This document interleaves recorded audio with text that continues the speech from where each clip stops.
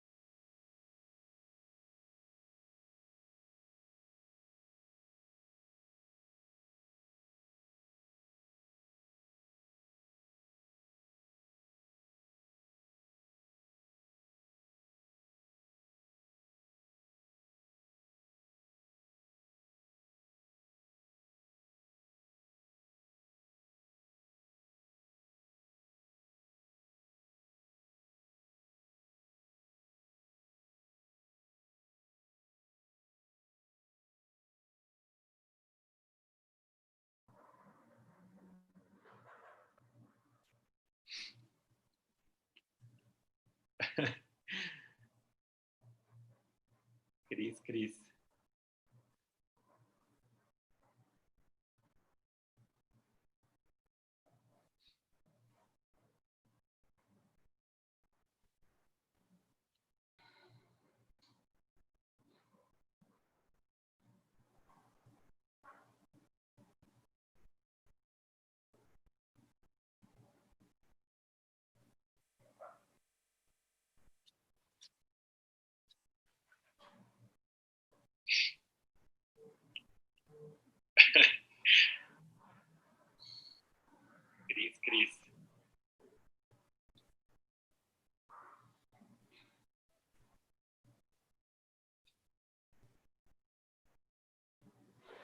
Olá, boa tarde, sejam bem-vindos e bem-vindas à palestra Educar na Hora da Pós-Verdade, Fake News e Mobilidade Linguística.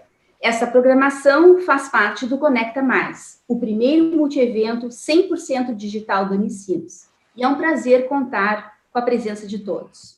Ao longo dessa semana, teremos outras programações da Escola da Indústria Criativa e convido a todos e a todas a dar uma olhadinha na programação através do site unicinos.br/Conecta Mais. As inscrições podem ser realizadas ainda essa semana. Olá, boa conforme tarde, seu interesse e disponibilidade de Educar inscrição. na Hora da Pós-Verdade, Fake News e Mobilidade Linguística. Essa programação faz parte do Conecta Mais, o primeiro multievento 100% digital do Unicinos. E é um prazer contar com a presença de todos. Ao longo dessa semana, teremos outras programações da Escola da Indústria Criativa e convido a todos e a todas a dar uma olhadinha na programação através do site unicinos.br/Conecta Mais. As inscrições podem ser realizadas ainda essa semana, conforme seu interesse e disponibilidade de educar na hora do pós-verdade. Acho que está dando sobreposição. Essa programação faz parte do...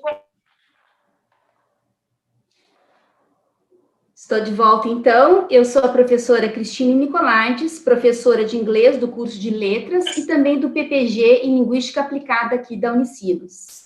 E eu servirei, então, de mediadora da fala de nosso querido convidado, professor Dr. Adolfo Tanzi Neto.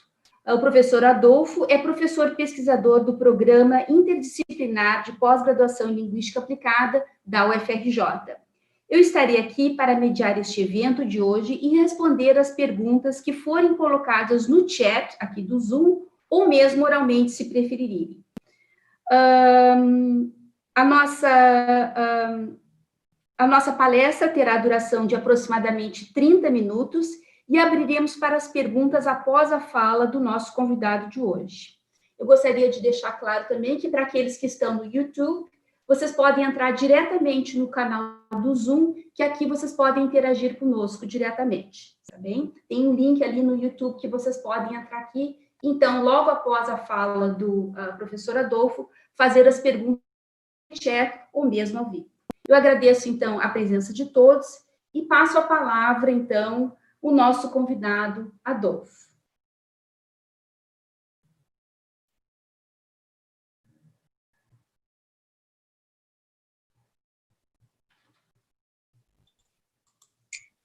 Eu não sei se nós perdemos a conexão com a Adolfo. Eu entrei, acabei de entrar, Cris. Ah, tá bem, então. Que bom. É que Seja bem-vindo, Adolfo. Eu queria agradecer, primeiramente, o convite. Eu saí porque eu estava tendo muito retorno de voz, de sons, aí eu falei, deixa eu sair e reiniciar, que às vezes é um problema na minha máquina, né? Bom, eu não sei se você já fez a apresentação, mas assim, então, inicialmente, eu queria agradecer a você pelo convite, agradecer a Unicinos, e muito feliz por fazer parte aqui, então, do Conecta Mais, e contribuir aqui com algumas discussões, né? Bom, eu vou abrir, então, vou compartilhar com vocês a minha tela.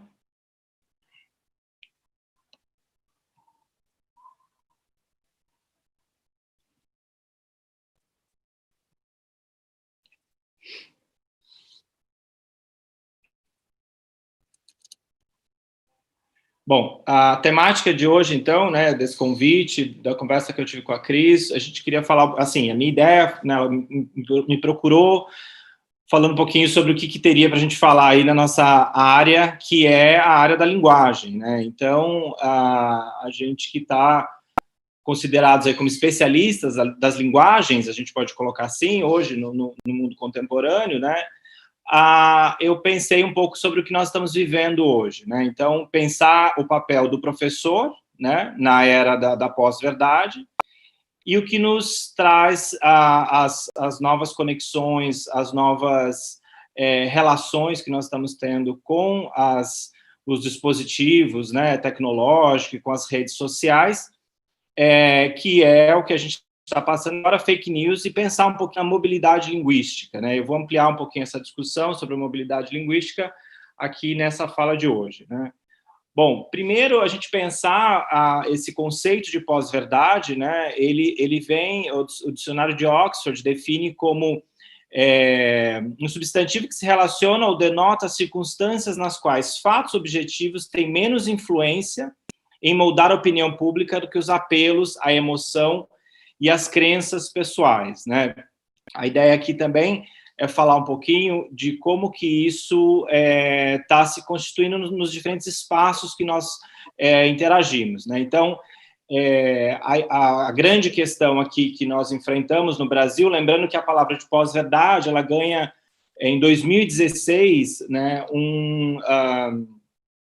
as pessoas começam a usar nos diferentes espaços jornalísticos, até no espaço acadêmico, que é o que nós estamos trazendo aqui para falar um pouquinho com vocês, mas isso vem com grande força pelos movimentos políticos que estavam acontecendo e ainda estão acontecendo nos diferentes países. Então, a gente teve, por exemplo, a candidatura da Le Pen, né, na França, que aí, como eu trouxe aqui um pedacinho do jornal El País, que vai falar que faz uma campanha suja com notícias falsas sobre Macron, né?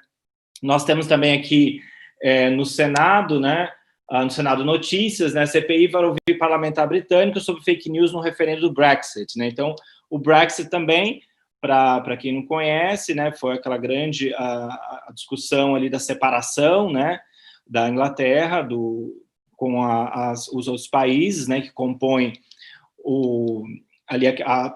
que compõe ali todas as relações, não só eram só de trabalho, mas tinham relações de imigrantes que moram nos diferentes países da comunidade europeia, né, que transitavam ali, né, com grande tranquilidade, até porque fazia parte de um acordo, né, e aí a Inglaterra resolve sair. E teve ali, tem pesquisa para isso, discutindo essa questão de quanto que a fake news influenciou muito nos votos das pessoas, né? Então, tem um documentário muito interessante, né, para falar sobre como, por exemplo, em algumas pequenas cidades, né, espalhadas pela Inglaterra, fizeram análise do pico, né, das informações falsas e quanto que isso depois tem uma influência na votação, né? Cidades, por exemplo, que 99% da população votou para a saída, né?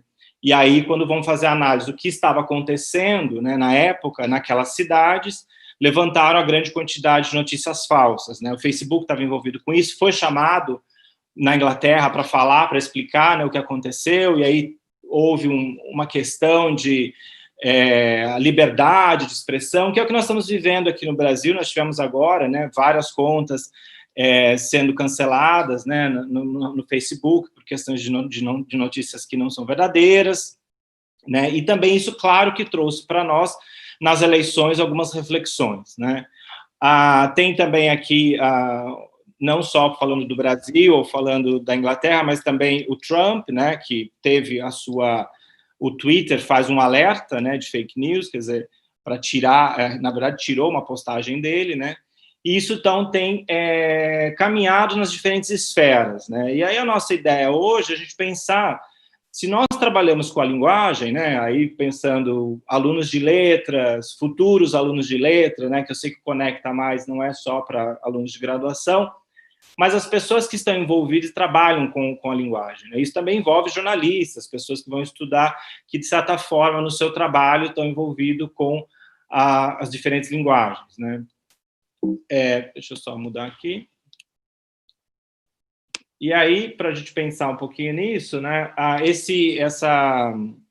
essa pesquisa que foi feita em 27 países, né, eu trouxe só um recorte rápido dela para a gente ver, né, a gente tem aqui que no Brasil 62% da população brasileira sente que caiu no conto do vigário da fake news, né? Então foi uma pergunta se em algum momento, né, nos últimos anos você já passou alguma notícia falsa, você já descobriu depois, você achou que era verdade, depois você foi ver, não, isso é falso. Eu não sei quanto a vocês, mas comigo aconteceu várias vezes, depois de ir lá e procurar, né, tentar saber se era realmente verdade, depois... E eu acho que todos nós, independente dos diferentes conhecimentos, das nossas habilidades, dos nossos letramentos digitais, talvez já tenha passado por isso, né? De repente, até de ir lá tirar um post que a gente falava assim, será que... Deixa eu ver realmente aqui onde é que está, de que jornal que vem essa notícia, e de repente não achar informações muito corretas e ir lá e deletar, né? Então, eu acho que isso faz parte, está fazendo parte do nosso cotidiano até que a gente entenda como que isso se dá, e também que também as ferramentas que nós usamos melhorem também, né? A gente está tendo também essa discussão das empresas que apoiam, né, que apoiavam o Facebook, né, que estão saindo, né, que eu acho que até por isso que está acontecendo esse movimento do Facebook de fechar contas com notícias falsas, tal, porque aí está mexendo com a questão financeira, então o Facebook está se mexendo um pouco, né? Nós temos uma questão complicada, que é o WhatsApp, né? A gente consegue aí, apesar de ter diminuído, que agora a gente só consegue passar para 10 pessoas, mas mesmo assim, e acho que agora para informações que estão sendo muito repassadas, você consegue só passar para uma pessoa, né? Mas mesmo assim, a gente tem questões aí dos robôs, a tecnologia está sempre muito à frente, né, do que a gente consegue, às vezes, dar conta nessas relações com a linguagem. A grande questão para a gente pensar, né, um pouco, é quanto também ela pode, às vezes, destruir a carreira de uma pessoa, ela influenciar as nossas relações, até, não sei, né, nas últimas eleições, até nossas relações com amigos, com familiares, né? Quer dizer, durante o dia você recebia uma mensagem no WhatsApp, você chegava em casa e alguém comentava, e você já sabia que aquela notícia era falsa. Quer dizer, tudo isso, hoje, faz parte do nosso cotidiano, né? Bom, e só para pensar, então, o Brasil, né, 62%, né, então, da população já caiu nesse conto do vigário, ou a gente pode falar, né, na questão da fake news, né? Como eu falei para vocês, ela aparece, esse termo, né, da pós-verdade, ela vai aparecer, ela começa em 1992, por esse dramaturgo sérvio-americano, né, que vai depois, como eu falei para vocês, em 2016, tem um pico do uso da palavra pós-verdade de 2.000%, né? Tá, e aí o que que isso nos afeta, né? A questão da pós-verdade, que está nesse imbricado da fake news, é pensar quando a gente se distancia do que é conhecimento, né, para crença. Então, isso é um campo muito perigoso, né, porque uma coisa é o que nós acreditamos, né, as nossas religiões, como a gente vê a nossa vida aqui, né, pelas diferentes concepções de como que a religião vai entender a sua vinda para o mundo, a sua ida, ou não, como as pessoas que não têm a religião, né? Então, as crenças, elas estão dentro de um campo que, quando ela entra no campo da pesquisa, ou ela entra no campo mais pragmático, a gente tem uma questão complicada pensando em sociedade, né? Porque aí a gente começa a pensar no que eu acredito, né? E não no que é dado ali, que é comprovado cientificamente, né? Então, a gente pode entrar até na nossa questão hoje do que nós estamos vivendo da pandemia, do que é cientificamente comprovado, do que não é cientificamente comprovado, né? A gente teve, por exemplo, na candidatura do Trump, então, que né, até no dia da posse dele, ele vai dizer que ele teve o maior número de pessoas que participaram em uma posse de um presidente americano, foi a dele, e aí, lógico, os pesquisadores tinham um dado que não era esse, e aí rebateram, e aí a resposta foi que ele trouxe dados alternativos, né? Então, quando a gente entra nesse campo do dado alternativo, a gente vai pensar um pouquinho também como é o nosso papel, né, como professor no espaço que nós, né, somos formadores de alunos, estamos dentro da escola, ou com os nossos colegas, ou dentro do nosso espaço familiar, como é que a gente vai entender isso, né, o que seria dado alternativo, né, e aí é o que a pós-verdade tem uma importância, porque é a hora que a gente está falando de crença, né, então a gente se distancia desse campo aí que a gente está falando, que é o campo do dado científico, né. Nós temos hoje aqui também, rapidamente, aqui uma pesquisa que vai mostrar, né, que o Brasil, né, está entre os países que mais se preocupam com a fake news, né? Então, isso também é uma coisa importante, né? Por quê? Porque a gente teve, por exemplo, nessa discussão do Brexit, né, os ingleses se questionaram, será que vai existir alguma eleição ou algum movimento verdadeiramente democrático após as redes sociais, né? E isso é um questionamento que vem para todos nós, porque a partir do momento que eu consigo destruir a carreira de um político em 5, 6, meia dúzia de notícias falsas, né? E mudar a opinião em massa, como é que a gente vai pensar, por exemplo, que é um caso que o Brasil está preocupado, as nossas próximas eleições, né? Porque muita coisa que vai ser comprovado leva um tempo para ser comprovado. Nós tivemos, por exemplo, um caso no prefeito de São Paulo, Haddad, que foi candidato, né, à presidência, e que em vésperas da eleição, vários processos foram abertos, depois foram comprovados que não eram verdadeiros, que não tinha base ali para o que eles estavam querendo incriminá-lo. Mas como é que você faz, né? Já passou, né? As eleições já foram, né? Já alterou ali aqueles se tinham pessoas que iam votar ou não, né? Isso vale, a gente não está falando, né, de uma vertente política, mas isso vale para todas as vertentes políticas, né? Porque uma vez que eu tenho acesso, por exemplo, a robôs, a um investimento, né, para que eu consiga que essa máquina produza grande quantidade de notícia falsa e espalhe isso, né, com uma velocidade que a gente vai levar depois anos para entender que aquilo ali não estava certo, isso compromete totalmente o que a gente chama hoje de democracia, né? Bom, e aí, para pensar um pouquinho essa questão da mobilidade, porque qual a discussão da gente trazer mobilidade linguística para essa conversa? Porque a pós-verdade, ou a gente vai pensar também na fake news, ela dá mobilidade linguística. Mobilidade linguística aqui a gente vai entender, né, então, que essa sociedade pós-moderna que nós estamos, que nos constitui, né, ela é caracterizada por produções e interações multimediáticas, né, como eu estava falando para vocês, não só na esfera do trabalho, na esfera familiar, no nosso cotidiano, com tudo que a gente tem aí de gadgets, né, dos nossos aparelhos digitais. E as linguagens também, né, não só a linguagem escrita, mas nós temos os memes, nós temos várias outras linguagens que permeiam hoje o nosso cotidiano, né. E que ele vai chamar espaços superdiversos, né? Espaços superdiversos vem de uma discussão de quanto que as linhas, a gente pensar, as barreiras entre os países estão cada vez mais tênues, né? A gente pode pensar isso fazendo uma relação com o Covid-19, quer dizer, como que um pequeno, né, uma coisa que acontece na China, tão rapidamente, né? Às vezes a gente vê uma notícia, tá numa cidade lá, né, numa cidadezinha pequena no sul do Brasil, numa cidadezinha pequenininha lá no Nordeste, como é que esse vírus chegou lá, né? A gente fica se perguntando muitas vezes, né? Mas isso é para mostrar como é que está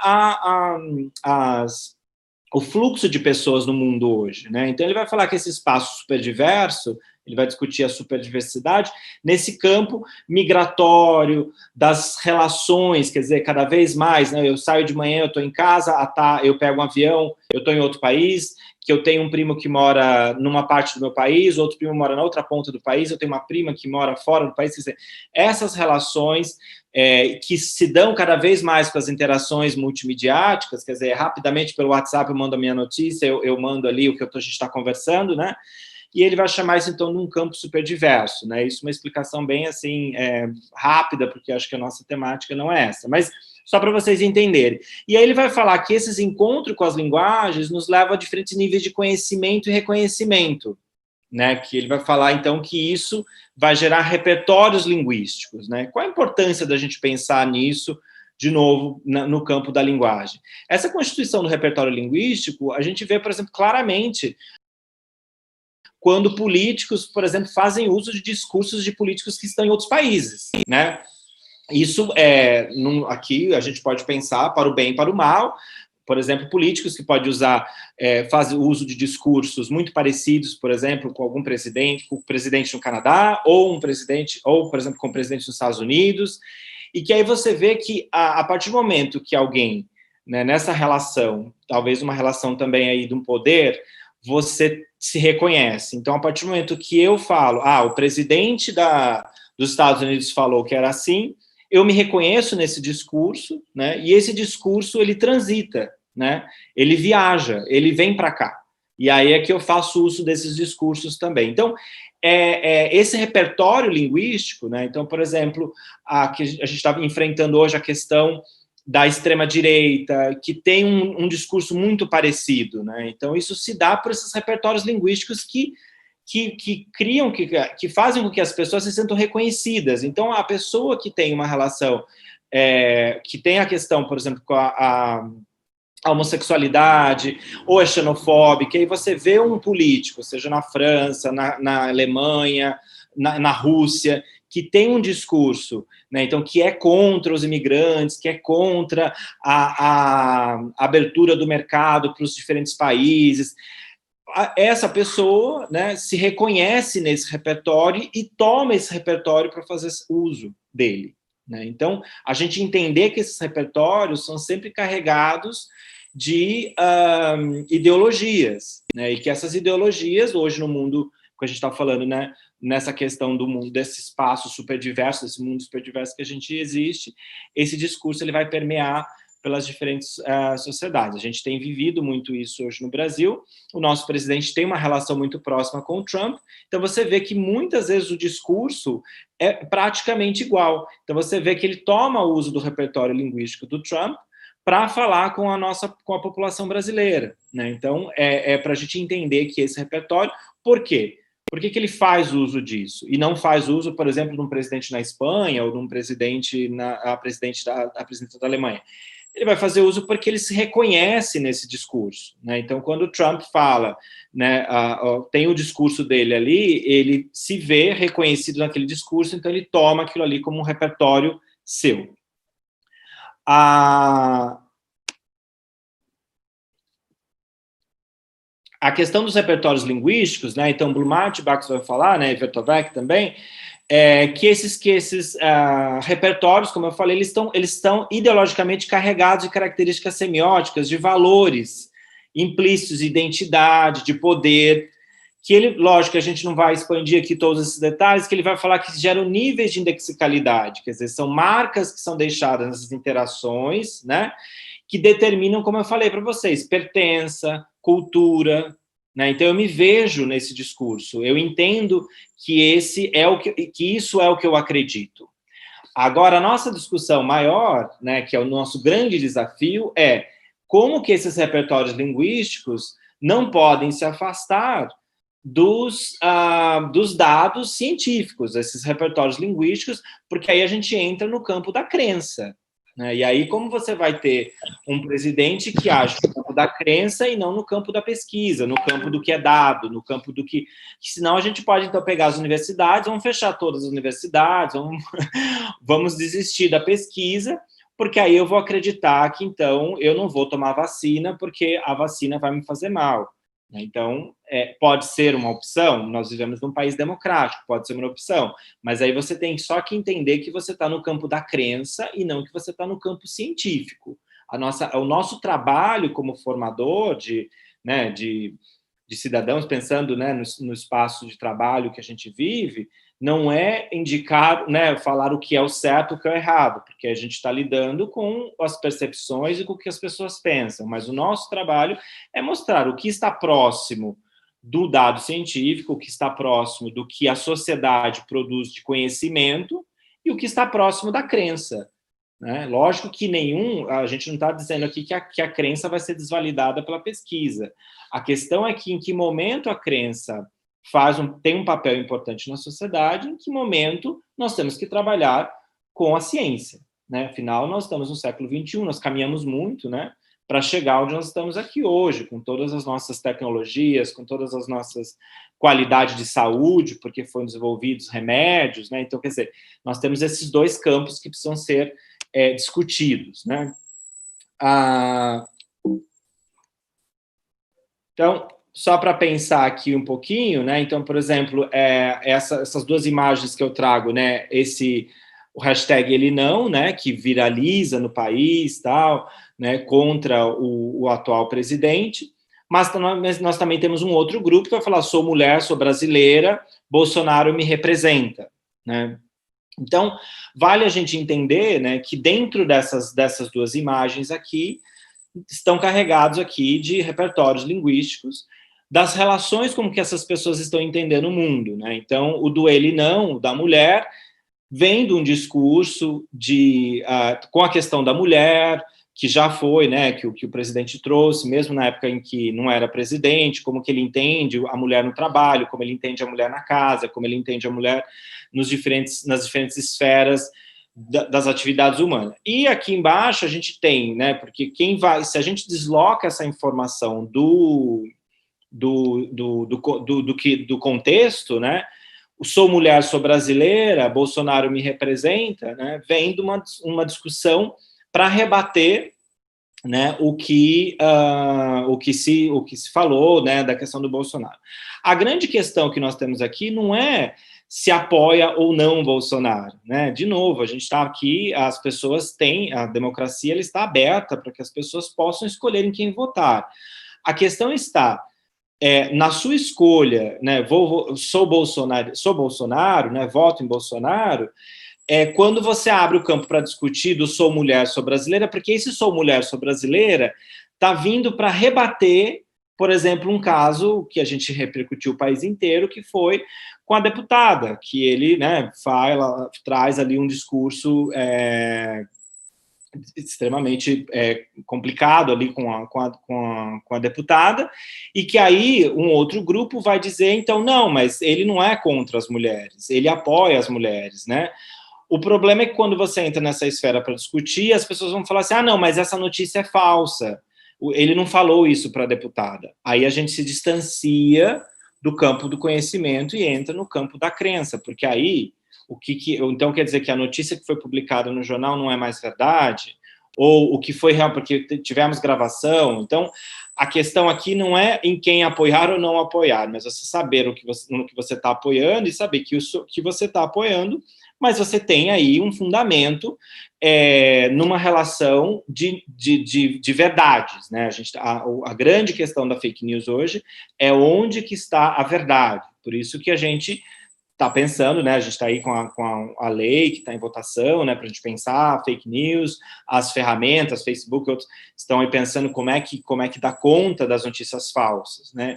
E então, para a gente pensar um pouquinho como que esses discursos, eles chegam carregados para a gente. Então, por exemplo, para nós brasileiros explicarmos o hashtag ele não, é muito fácil a gente explicar, mesmo que mesmo que você não apoie essa hashtag, mas você consegue explicar de que contexto que veio e por que ela sai, né? Por que acontece essa hashtag do ele não, né?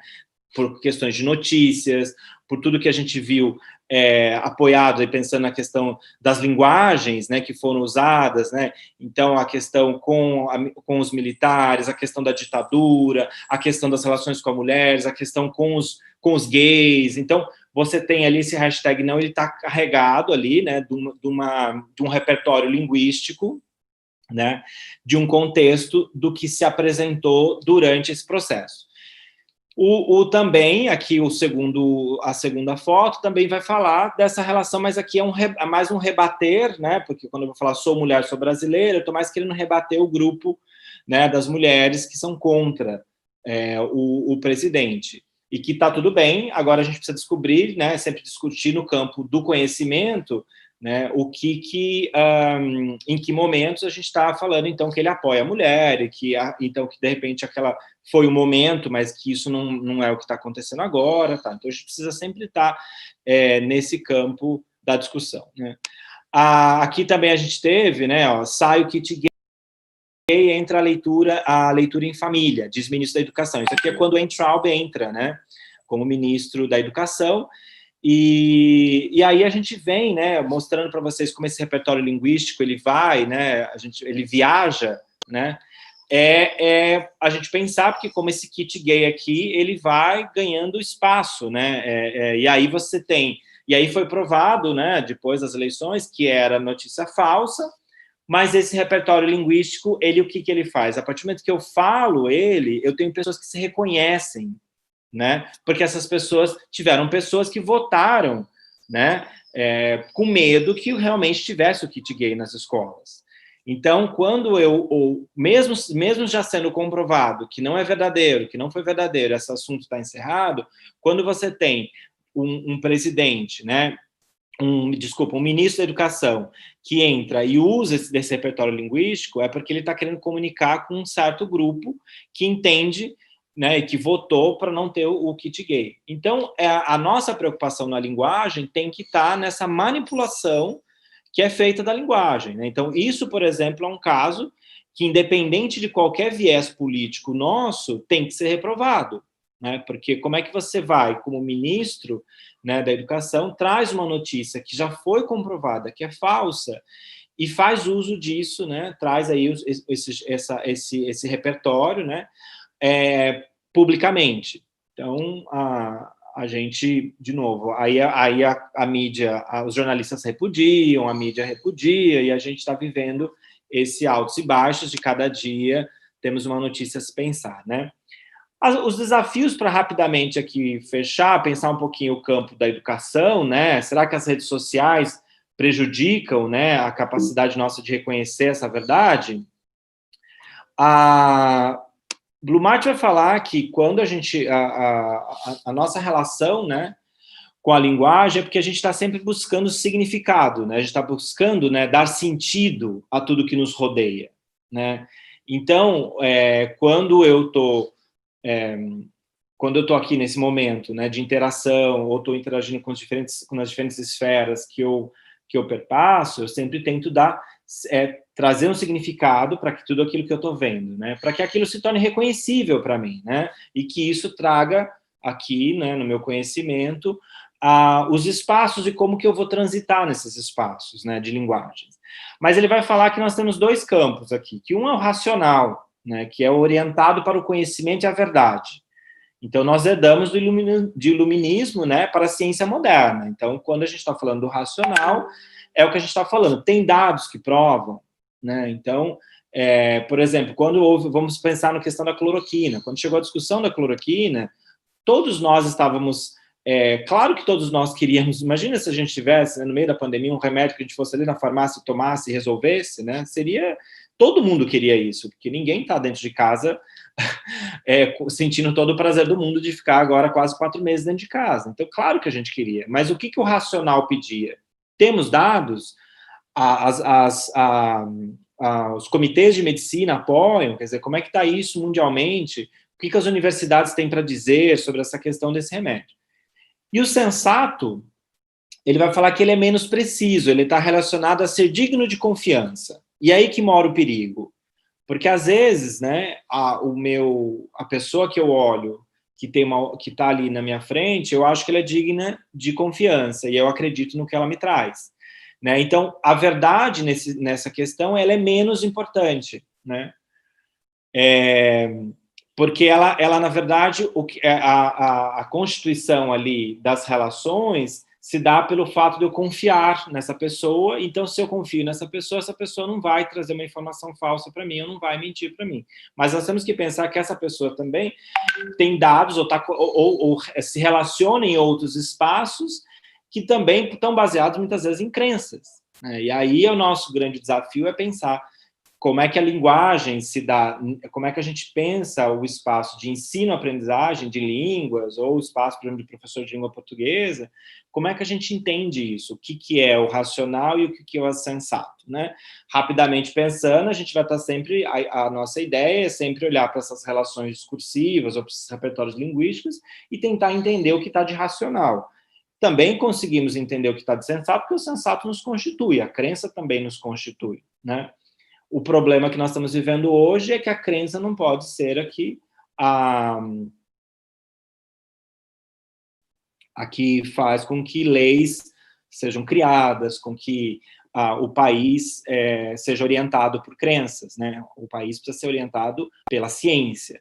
Senão a gente volta, né? Apesar das palavras ditadura ter sido usado constantemente dessa volta, a gente volta, porque aí a ditadura é isso, é o que eu acredito, né? E aí eu faço, mato, mando dizimar as pessoas, porque eu acredito nisso, então estou baseado numa crença. Como nós vivemos isso também na história no passado, né? Lembrando que as religiões mataram muita gente por aí, né? Então, por uma crença, por um nome de um Deus maior. Então, a crença, ela é perigosa, porque a partir do momento que a gente foge do racional, a gente tem um problema aí para se pensar. Por exemplo, como aqui nós tivemos, grupos de direita do Brasil contestam a embaixada alemã sobre nazismo. Então, você tem um grupo, né, que vai dizer que o nazismo não existiu, mesmo sendo um grupo que não tem relação com a Alemanha, não mora na Alemanha, não conhece, por exemplo, Berlim, para ver toda a história do nazismo, né? Berlim, você respira o que foi feito. Até por isso que os alemães deixam isso lá, para que eles sempre falam, né, para a gente não esquecer do que aconteceu. Então, ruas com nomes dos judeus, museus a cada esquina, pedaços dos muros, quer dizer, está tudo ali para a gente lembrar diariamente, quando a gente for trabalhar e voltar, o que aconteceu, né? E aí você tem um grupo que vai dizer que não, que isso não existiu. Então, você se afasta, né? Você se afasta do racional e entra no sensato, né? Mas, de novo, o sensato no campo da crença, tá tudo bem, eu posso dizer, eu acredito em Deus, eu sou da Umbanda, eu acredito num outro ser, eu acredito em Buda, tá tudo certo, nós estamos no campo da crença. O que não dá, aí eu chegar e falar que Buda mandou dizer que a gente vai criar uma lei assim agora para o país, porque é uma ordem do Buda. Então, isso que é o perigo que nós vivemos quando a gente se distancia desse espaço do racional na linguagem. Então, ele vai falar que nessa questão que a gente está vivendo hoje, a gente tem, então, quer dizer, uma desqualificação do racional. Então, a fake news, ela está baseada nisso. Então, ela quer sempre trazer essa desqualificação do racional. Então, por exemplo, a gente pensa naquelas duas figuras que eu mostrei, a primeira do ele não e a segunda sou mulher, na verdade, né, você fica pensando, por que eu tenho que fazer um meme que eu tenho que falar que sou mulher, sou brasileira e sou Bolsonaro? Porque, na verdade, eu quero rebater o grupo que está dizendo que ele ofendeu a deputada, o grupo que ele vai dizer que a filha dele é uma fraquejada. Então, você tem aí um grupo que se distancia do racional, né, e vai para o sensato, porque eu acredito que ele não é isso, apesar de ele ter dito. Então, aí também, a gente, de novo, a gente não está aqui discutindo vertentes políticas. O que nós estamos discutindo é, você se apoia na sua vertente política, mas se apoie no racional, né? Não se apoie no sensato, porque senão a gente vai para a crença, ou a gente vai no que estava falando ali, né? Daquela pessoa que eu confio. Né? Então, lembrando sempre, né? Na questão política, eu sempre questiono muito isso, né? Porque, de novo, é um funcionário público que está lá e que está a serviço nosso, né? Então, essa relação de confiança, de herói, de novo, isso vai muito para o campo da crença, e não pode estar, a política não pode estar no campo da crença, a política tem que estar no racional. Há uma moralização da verdade, né, de identidade, que a gente vê isso também no cotidiano, né? Ele vai falar desse trabalho ergóico, né, que é isso e ponto, né, assim sendo, quer dizer, ele fala assim, porque é isso, mas também não traz como é que isso se dá. Então, de novo, quando eu estou no campo do sensato, eu vou falar que eu sou corintiano, ponto, mesmo sabendo que o meu time perdeu, mesmo sabendo que eu não, que sei lá, eu sou palmeirense, que não sei quantas copas. Então, eu estou no campo do sensato. Isso não é discutível, porque isso é uma escolha, né? Agora, como a gente volta a falar, esses espaços, eles são bem-vindos no nosso cotidiano. Agora, a gente tem que saber quais são as outras relações que nós temos, por exemplo, com leis ou com a questão política, que aí a gente tem que trazer o racional. E uso de todas as affordances, né, das redes sociais, quer dizer, faz uso, né, dessa máquina das redes sociais para produzir o que a gente está falando aqui, de fake news, robôs que produzem diariamente notícias falsas. Lembra que eu falei para vocês do repertório linguístico, que ele traz um nível de indexicalidade, esse nível de indexicalidade, que é onde eu me vejo, a fake news sempre vai buscar pelo campo da onde eu já tenho uma conversa com você. Como a gente mostrei do ministro, né? Já encerro já. Como a gente tem do ministro da Educação, que vai falar, que usa, né? Então ele abre a fala dele falando que sai o kit gay e entra a leitura. Então, quer dizer, por que eu faço uso disso? Isso eu tenho uma questão aí com como eu quero manipular a linguagem. Então, vocês vão ver que, se a gente começar, né, não é o intuito dessa discussão de hoje, mas se a gente fosse analisar várias fake news, vocês vão ver que ela tem um foco específico, quer dizer, uma porta aberta para um certo grupo e que eu entro por ali. Né? Então, lembrando que, por exemplo, a questão do kit gay permeou várias famílias, assim, muitas pessoas discutiram, eu nos meus grupos de trabalho discutiram o que era, e aí a gente foi ver se tem o livro, se não tem, a gente também teve que pesquisar para entender o que era isso, né? Mas isso, muitas pessoas pararam só no ouvir que a escola, então, iria usar isso, e aí a gente caminhou, né, as pessoas com medo, não vou votar nessa pessoa, porque essa pessoa vai doutrinar o meu filho, né? A gente teve também aí esses diferentes espaços que são todos, de novo, uso de repertórios linguísticos, né, com uma função, com um objetivo de manipulação. E aí o nosso trabalho está, né, em ensinar, né, pensar aí em letramento crítico, em multiletramentos, de como que a gente trabalha isso na escola para que o aluno reconheça isso, para que ele entenda onde ele vai pesquisar, como ele vai pesquisar, né? De novo, a importância de um país né, verdadeiramente democrático é as diferentes ideologias passarem pelos governos. Então, claro, né, então ter os governos de esquerda, temos os governos de direita, quer dizer, é importante para um país democrático que as ideologias passem, né, pelo país. O que nós não podemos aceitar é que essa ideologia seja constituída de mais de sensatez do que de racionalidade. Então, é dessa crença, né, do que eu acredito, então, que sempre foi doutrinado, ou que sempre o material, né, didático teve uma influência, e aí a gente pode trazer essa discussão desde que a gente apresente dados científicos, né, então, eu quero usar cloroquina, eu gostaria se pudesse, mas não tem dados suficientes que me fazem sair daqui para ir na farmácia e comprar. A hora que tiver, né, a hora que sair alguma outra coisa, eu vou, porque a gente, né, nessa questão, é a racionalidade, não é a questão do sensato. Eu acho que eu paro por aí, e aí a gente abre para as nossas conversas.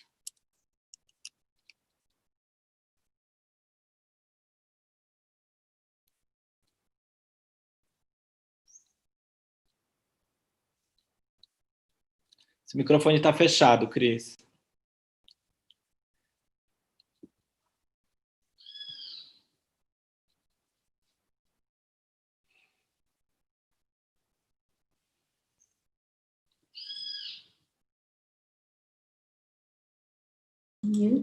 Alô, tá me ouvindo agora? Sim. Sim? Tá, desculpa, pessoal. Então, assim, eu queria agradecer por essa fala tão relevante, tão atual, Adolfo, né? Em especial nesse fórum, nesse momento. Nós temos vários participantes aqui, mas nós temos participantes também lá no YouTube. Então, eu ia dizer para o pessoal que está no YouTube, se quiserem fazer perguntas, vocês podem ou levantar a mão ou abrir o microfone e fazer a pergunta diretamente. Se preferirem também, para não dar problema de microfonia, fazer no chat, não é? Então, assim, eu já tenho uma pergunta aqui da Gracinete, tá, Adolfo? Não sei se tu consegues acompanhar pelo chat aí também, né? Então, ela diz assim, o seguinte: Adolfo, a razão e a emoção sempre esteve imbricada porque nos constituem, faz parte da nossa identidade, enquanto seres construídos sócio-histórico-culturalmente. Todavia, Com a fake news, ficou exposta a nossa ideologia e insensatez. Qual o papel da educação em rever esse discurso? Eu havia preparado uma pergunta bastante parecida da Cinec. Peço, então, para não só da educação, do educador linguístico, mas também do linguista aplicado, não é? Ou do, se quiser melhor dizer um pouco mais amplo, do cientista da linguagem. Como é que nós, educadores, pesquisadores, linguistas aplicados, cientistas da linguagem, podemos, qual o nosso papel nessa questão da produção de fake news? Então, eu acho que o que a gente tem aí, né, que a gente até teve nas redes sociais acontecendo essa discussão, né, porque a palavra ideologia, ela ganhou um sentido negativo hoje, né, então, porque é ideológico, né, então a gente por questões até do governo que está hoje no país, que tem essa questão de sempre usar a palavra ideologia, que nós vamos destruir, né, as ideologias dos governos passados e tal. E a gente não pode nunca esquecer que, assim, toda fala ela é constituída de ideologia. Nós somos constituídos de ideologia, né? Porque a nossa fala, ela não sai, ela não é para o ar, né? Primeiro a gente fala, a gente tem para quem a gente quer falar, para quem a gente está dirigindo essa fala, e essa fala, ela é constituída socio-historicamente, né? Então, ela é constituída do nosso movimento de desenvolvimento humano, né? Então, desde as minhas relações com os meus pais, as relações que eu tive com os meus colegas de escola, né, com os meus avós, quer dizer, tudo que eu passei, as discussões que eu tive com as pessoas que eu namorei, quer dizer, tudo isso nos constitui, tudo isso ela permeia o nosso discurso, né? Então, o papel, eu acho, do especialista ou do cientista da linguagem, como a Cris coloca, que eu acho que é muito importante, né, é levar essa discussão para dentro da escola, né? Então, a gente analisar o discurso, né, de uma forma mais abrangente, de uma forma que a gente envolva o todo desse discurso. Quer dizer, a gente tem um resquício, né, nas escolas da área da língua portuguesa ficar muito presa ao linguístico, né? Então, onde eu coloco a vírgula, por que eu coloco a vírgula, que faltou o travessão, né? E a gente escapa, né, nos escapa ao ensino que volta mais para quem falou, por que falou e para quem falou. Então, isso tem que estar hoje no plano de aula do professor para qualquer movimento, mesmo que sejam os movimentos mais linguísticos, então eu vou ter aula de pontuação, mas em que tem essa discussão de como que eu vejo essa frase, que relações estão por trás aí, que são imbricadas, né, nessa constituição sócio-histórica.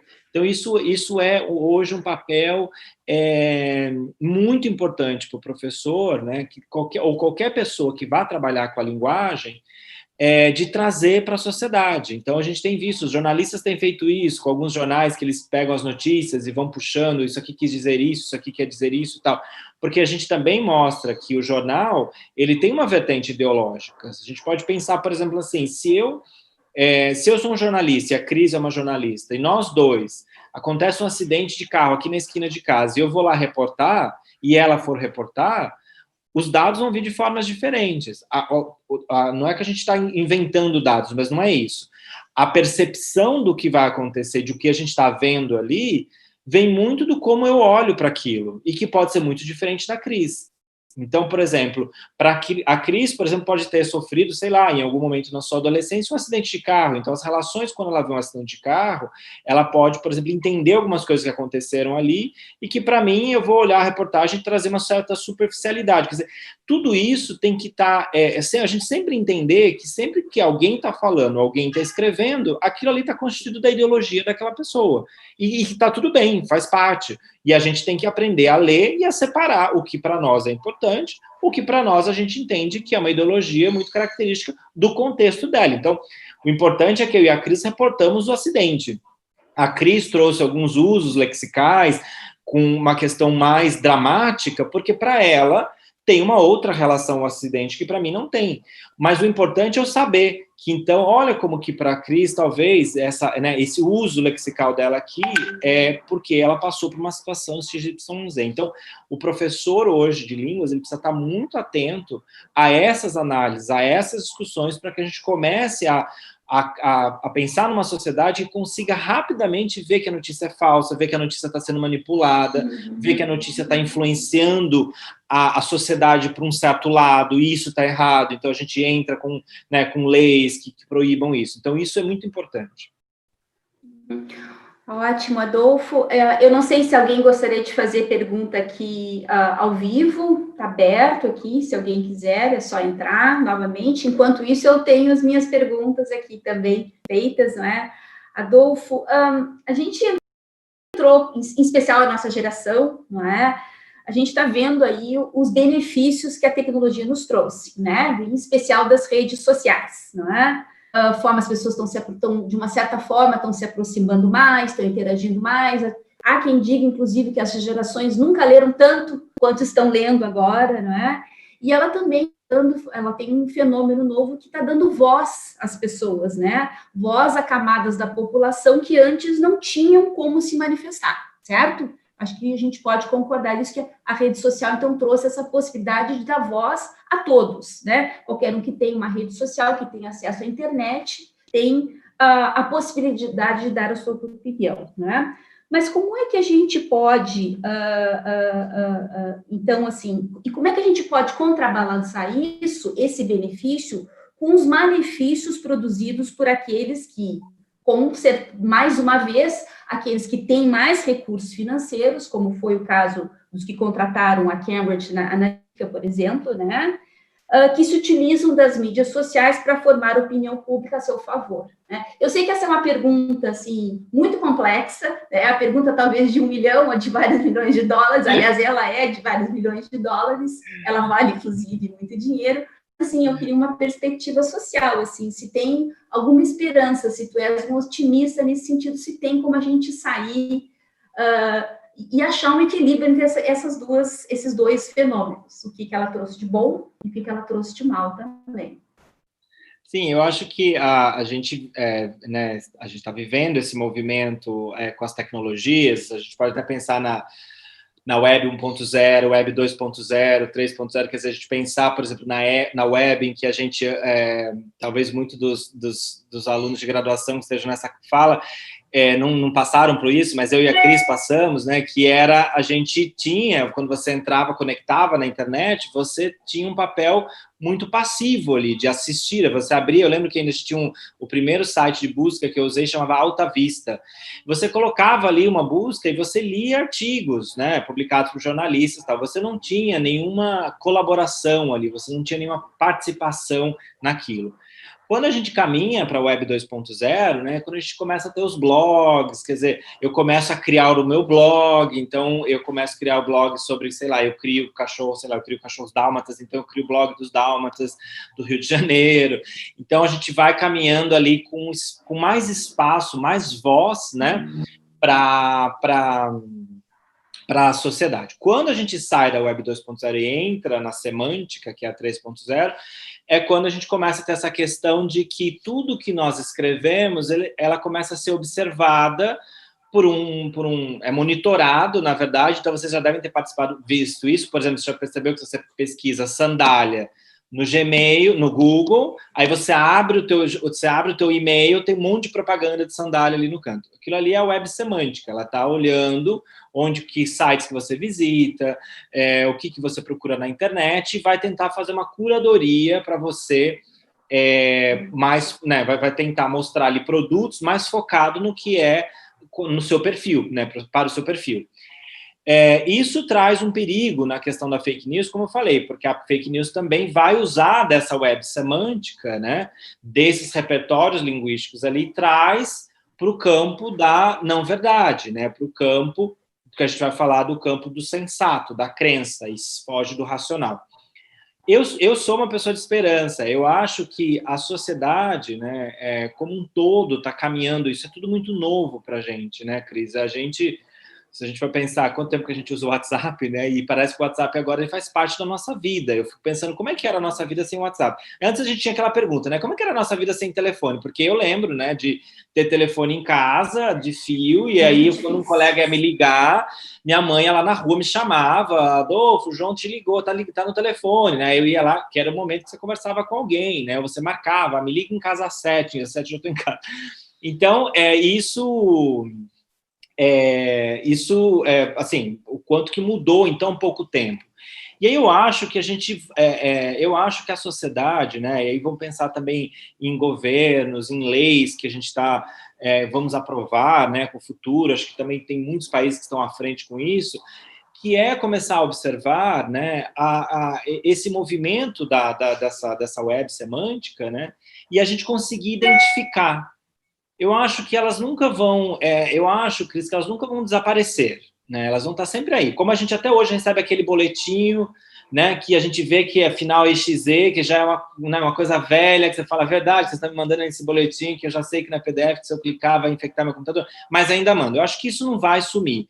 O que eu acho é que as pessoas vão começar a ter um pouco mais de conhecimento. A sociedade vai caminhar como um todo para conseguir identificar e conseguir, talvez, até...